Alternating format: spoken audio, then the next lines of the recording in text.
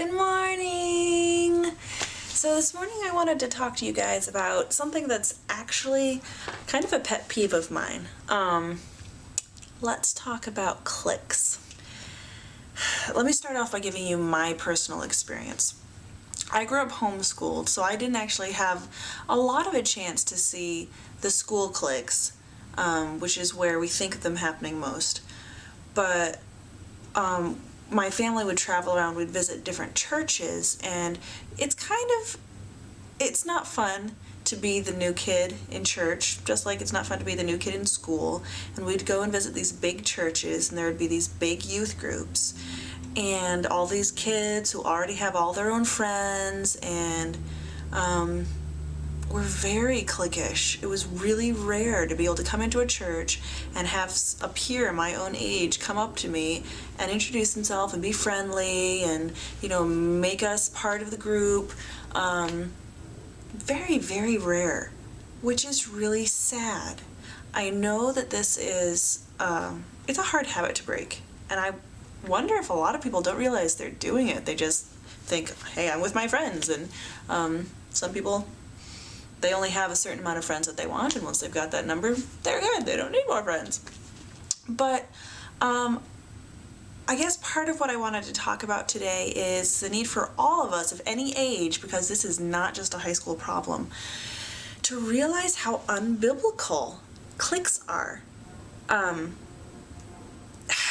don't want to be saying, if you are in a clique, this is sin, because that's not directly spelled out in the Bible, but I definitely think there are principles that we can be learning from and growing through. And the main one that comes to my mind is in James chapter 2, where James is talking to these Christians and saying, my brothers, don't show partiality or favoritism. If you do, this doesn't bring glory to Christ at all. The exact wording is, my brothers, show no partiality as you hold to faith in our Lord Jesus Christ, the Lord of glory. So we have this glorious Lord, this wonderful God. He doesn't have a special clique. He doesn't have a special group of, these are just my special elite people these are the only ones who can serve me, and all the rest of you, not allowed. You're not cool. We'll hang over in the cool section, and you can hang over in the sinners section. I would like to point out there are no cool and uncool people in God's mind, just as there are no male and female, no rich and poor, no black or white or whatever other race, no nothing. There are sinners and there are sinners. We're all sinners. There are sinners who shake their fist in God's face, and there are sinners who accept God's gracious gift of salvation. That's the only difference that God sees. We're all sinners and we all need Him. There's no difference before the cross. So James goes on to say, if a man wearing a gold ring and fine clothes comes into your assembly, your church, and a poor man in shabby clothes also comes in, if you pay attention to the one who wears the fine clothing and say, you sit here in a good place, while you say to the poor man, stand over there, or sit down at my feet, have you not then made distinctions among yourselves and become judges with evil thoughts? So he goes on, and obviously his point is between rich and poor, but I really feel like this applies to so much of our lives. Like I said before, God doesn't split us up into these little groups of rich, poor, cool, uncool.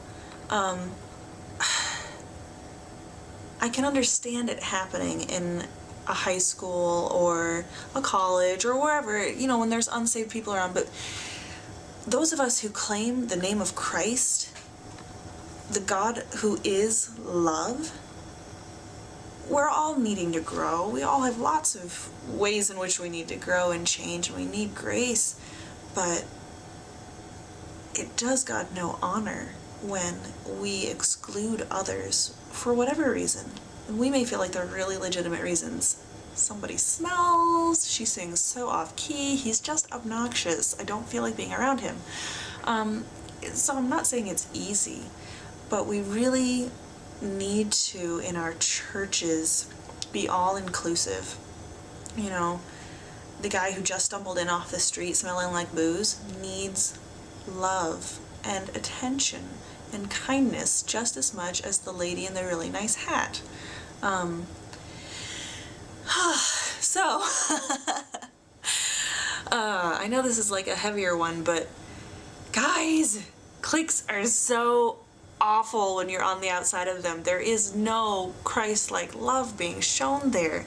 So let's put this into practice. Next time you're anywhere, but especially at church, look for the person sitting all by themselves. Go talk to the autistic kid. Go talk to the elderly lady who's a widow and you've never asked how she feels about her husband, you know, how she's doing. And please, again, let's not assume that this is just a high school thing or just a young people thing. You know, introverted mom, if you're watching this, don't just make a little clique out of you and your kids. I know it's hard to go talk to other people, but try. Plus, younger women need to talk to you. We need to get out of this school idea of I'm with me and my friends and we're all in our peer group and we'll only talk to the people that are our age.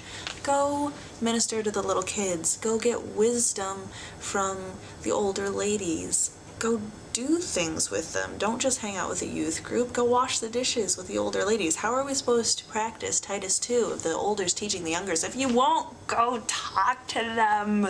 Because they don't want to just budge into your life and force advice onto you. There are some really awesome ladies out there, and men, really, really cool people who have so much amazing life experience. Go talk to them. Go make friends that are not your age. Challenge of the week. Make a friend not your age. I would love to hear about that. That would be amazing. Please go do it. Please. So, thank you so much for bearing with me. Thank you for listening. And I would love to hear your comments about this. Please comment below. If you have questions that you would like me to talk about, feel free to privately message me or comment below.